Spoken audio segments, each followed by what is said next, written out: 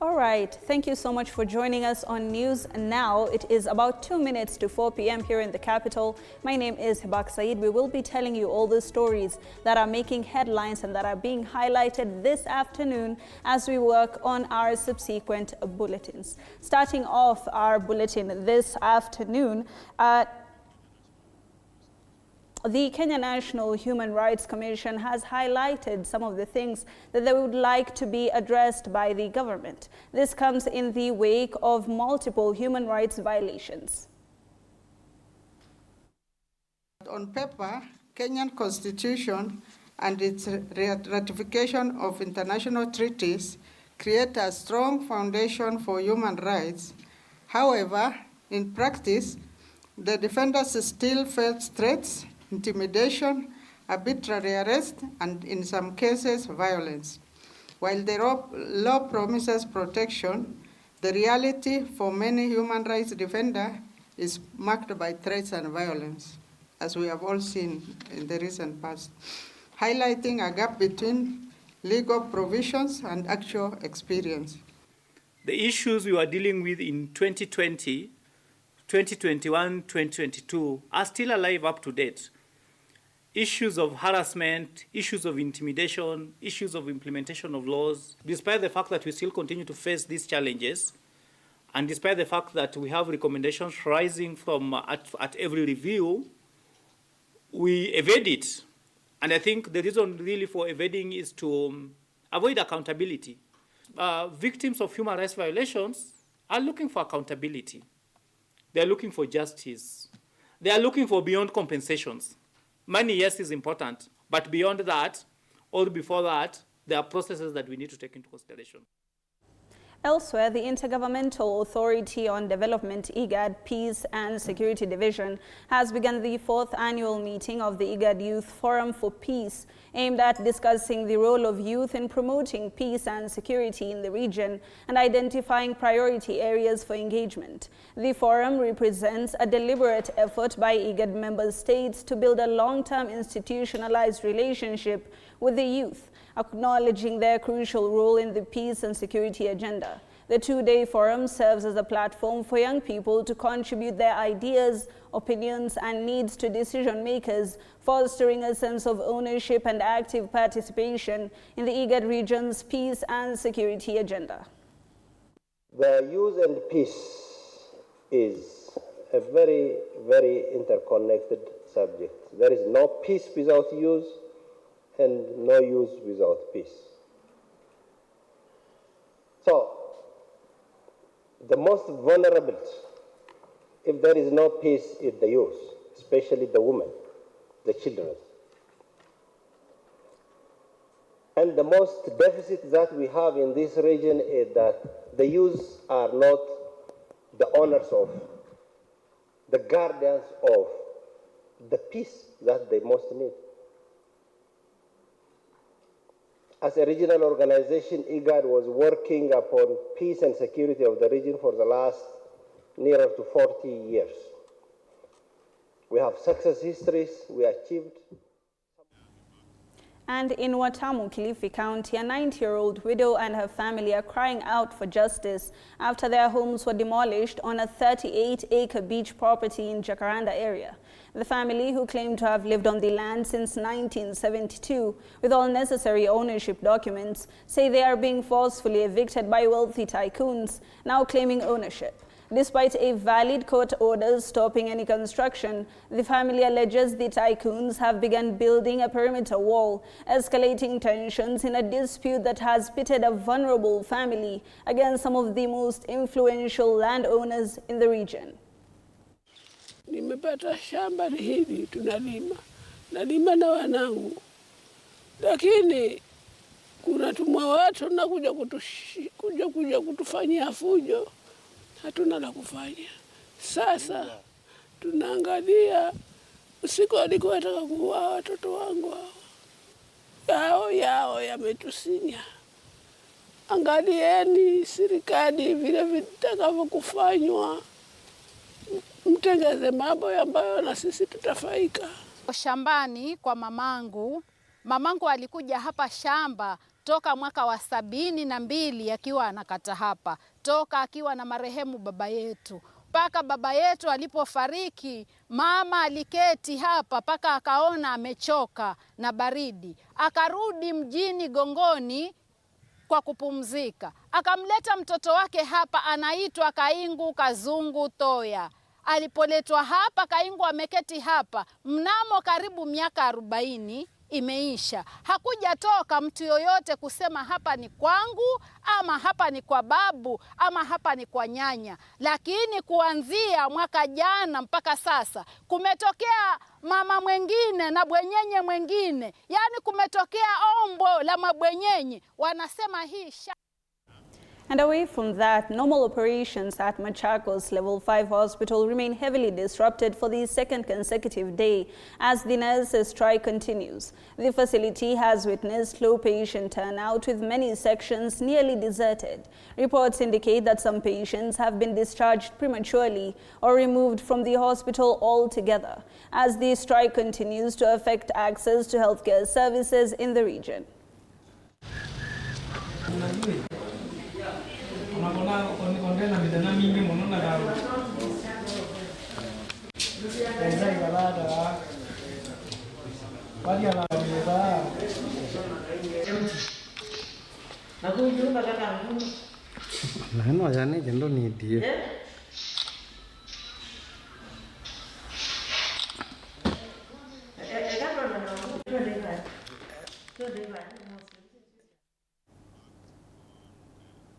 All right, now Interior Cabinet Secretary Kipchumba Murkomen has arrived at the National Assembly to address key national concerns. He is expected to respond to questions from lawmakers regarding the state of security in the country, alongside other pressing governance matters. Take a look.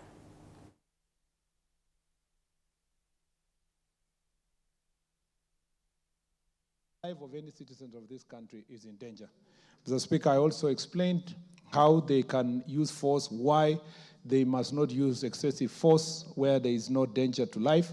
And I further also explained, Mr. Speaker, what measures we should take, National Police Service should take in this directive to the Inspector General of Police, which include, Mr. Speaker, deploying only officers that are mentally sound, that, Mr. Speaker, are not undergoing any stressful incidences or may have mental health challenges.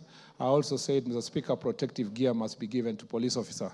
Further, I also explained that it is necessary for the National Police Service working together with the Attorney General to ensure that they protect police officers who may be sued or investigated, Mr. Speaker, as a result of protecting themselves or protecting their lives. Mr. Speaker, we have commenced that process, and all the police officers who are facing investigations and were charged for using force or firearm while they were performing their lawful duties, Mr. Speaker, now have a right to be represented by the Attorney General or lawyers from the National Police Service.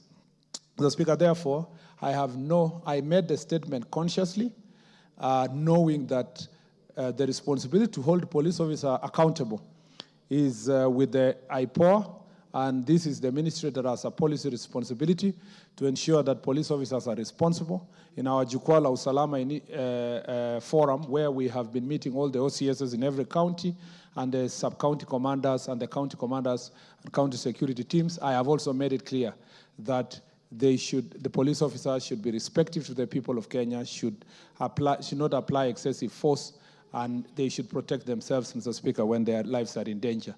I know this conversation is at the context of a peaceful environment, or rather peaceful areas like Nairobi and other parts. But when I went to places like Samburu, Tana River, Turkana, Elgeyo Marakwet, Baringo, this conversation changes because the life-threatening environment that the police officers operate, Mr. Speaker, suddenly the use of force becomes something else, especially if you are in the border of Kitui and Tana River. And All right, and as political temperatures continue to heat up across the country, the performance of leaders at various levels is drawing both praise and criticism from their constituents. A new survey by Polytrack Africa has unveiled the best performing leaders across multiple political positions in Kenya based on approval ratings. Now, Governor Kimani Wamatangi emerged as the top performing county boss with an approval rating of 66.6%, closely followed by Narok Governor Patrick Olen Tutu at 64.3%.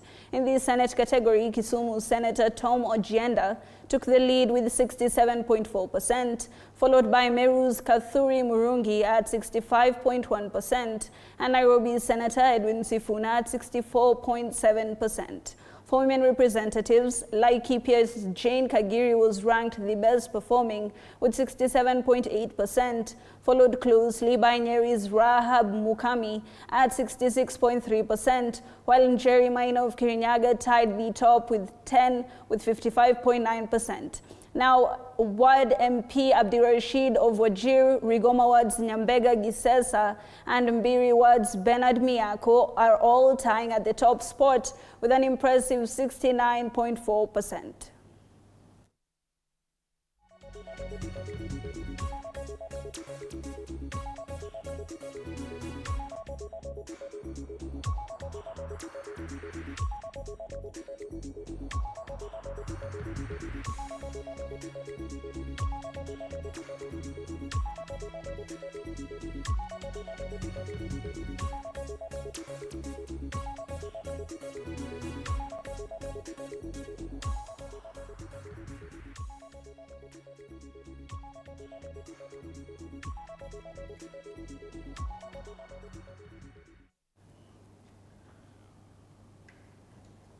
Well, away from that, parents have been urged to protect their children during this holiday season and to advise them on the dangers of drug abuse in order to safeguard the next generation.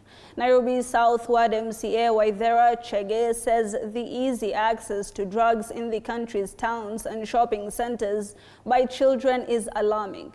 Waithera spoke during an empowerment event in Howard where South B residents benefited from an assortment of machines and equipment to earn an income. Leo tumeweza kuongea na wamama, washikadau na wanaume na vijana as a multi-agency team kuona ya vile tutaweza fanya na hawa watoto especially during this holiday period. We have realized there is a lot of drugs ambazo zinauzwa katika mtaa.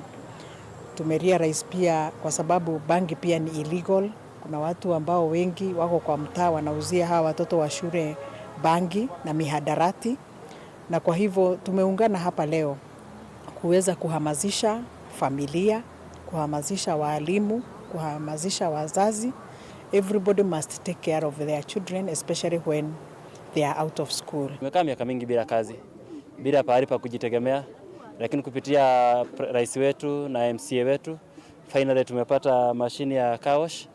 Sisi kama vijana tutajiinua, tuhakikisha tumepata nafasi nzuri, sehemu nzuri ya kufanya kazi. Tunashukuru rais wetu wa Kenya ambapo MCA wetu amefanya mpaka tumeweza kupatiwa na rais, tumepata tent na tumepata bado viti, bado itakuwa inatupatia mapato ya kila siku, bado tunakodisha na tunapata pesa, bado tunafanya saving.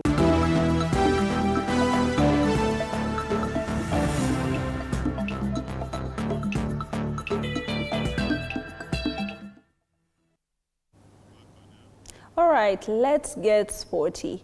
Now, as Harambee Stars prepares again for Sunday's crucial CHAN 2024 clash against Zambia at Kasarani, attention is turning from the pitch to the stands. CAF has warned Kenya following repeated security breaches, with sanctions already piling up, raising fears that future matches could be moved outside the country. Kenya currently leads Group A with 7 points, unbeaten under Benny McCarthy's guidance, but with 3 CAF sanctions already handed down during the tournament, the pressure is as much on the fans to maintain discipline as it is on the players to deliver victory.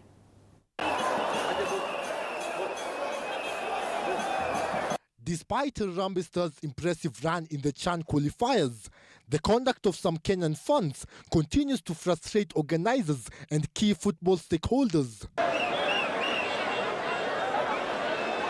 Chaotic scenes, some nearly turning into violent confrontations, have marred 3 of Stars' recent matches, particularly during entry into the stadium. CAF have taken decisions to fine FKF for the last 3 matches.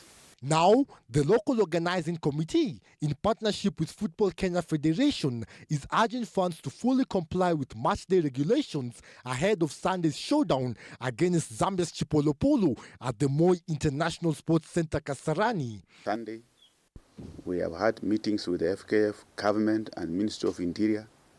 Last night and today we shall have another meeting to ensure that this bad behavior is not repeated on Sunday. The tickets are sold out. Please watch the game from the comfort of your home or in your favorite social joint and cheer our national team from there. This call comes just a day after the Confederation of African Football condemned security breaches during Kenya's previous fixtures, violations that have already attracted severe sanctions. Me and my team at the Federation, of course, we are deeply concerned about the fines that we are receiving every day after every match. And this will set us back. And it's very saddening that we will have to go back to the drawing board now and look at ways to raise resources that we had not even planned for, to pay the fines that we had not planned. Kenya now faces the risk of being forced to play future matches in neighboring countries if these rules are ignored. Kenyans, the future of Kenyan football now depends on our collective responsibility and cooperation. Continued security breaches risk attracting severe sanctions from the relevant authorities, sanctions that will ultimately deny Kenyan fans the chance to enjoy such events in the future. Not just football stakeholders who are concerned, the situation has also caught the attention of national security officials. Cabinet Secretary for Interior Security Kipchumba Murkomen is appealing to fans to strictly observe the 60% attendance capacity limit. I want to request Kenyans, for the sake of our team, and if we all want Harambee Stars to reach finals, let us respect the regulations that CAF has put in place, and even the penalty they have given us to play 60% of the capacity. Let's just abide by it. With all tickets for Sunday's match sold out by Tuesday morning, organizers are setting up fan zones across the country to ensure supporters can watch the game safely. Also making arrangements to set up official fan zones where supporters who might not have an opportunity to come to the stadium to watch the Harambee Stars final group match against Zambia this Sunday on August 17th in a safe and controlled environment. And the big question remains, will Kenya's local organizing committee pass this crucial test of discipline, or will they succumb to the pressure? Zuki Allen for TV47, Nairobi. All right, that riveting story by Nzuki Allen concludes our bulletin this afternoon, but be sure that these stories and many more are being updated for subsequent bulletins. My name is Hibaq. Have yourselves a very lovely afternoon.